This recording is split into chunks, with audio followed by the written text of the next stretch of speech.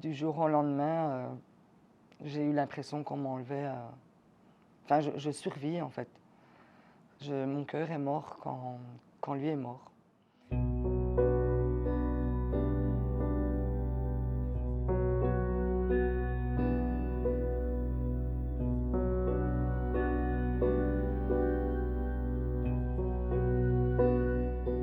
Bonjour à tous, je suis la maman de Lucas, le jeune sourd qui a été percuté par le train à la gare de Solbray-sur-Sambre à Erqueline le 4 août 2022. Lucas était un enfant très joyeux, il avait la force, il avait le sourire, la joie de vivre.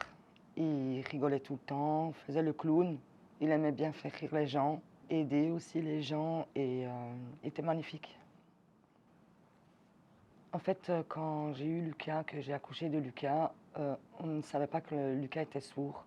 Puis dès que j'ai su qu'il était sourd, je l'ai implanté. J'ai appris directement la langue des signes parce que c'était sa seule langue. Il apprenait bien à l'école, il était très intelligent. Il réfléchissait, faisait pas de bêtises, sortait pas, fumait pas. Lucas était un jeune sourd de 18 ans qui allait avoir 19 ans le 2 octobre. Un jour, il est parti voir son ami et on m'a appelé en m'expliquant qu'il y avait eu un accident de train avec Lucas.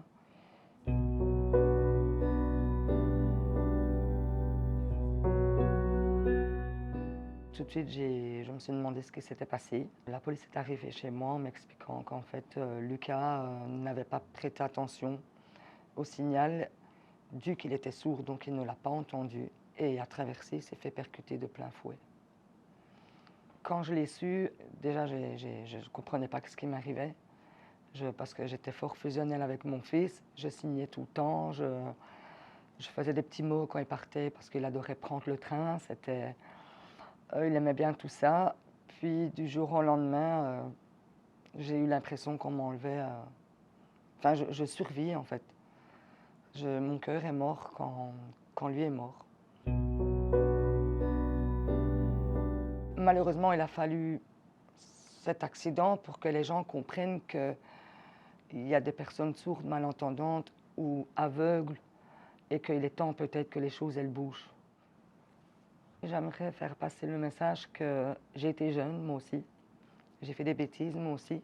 Mais sachez qu'une bêtise, ça peut vous être fatal. Une fois que l'alarme s'enclenche et que les lampes rouges sont allumées, ne passez plus.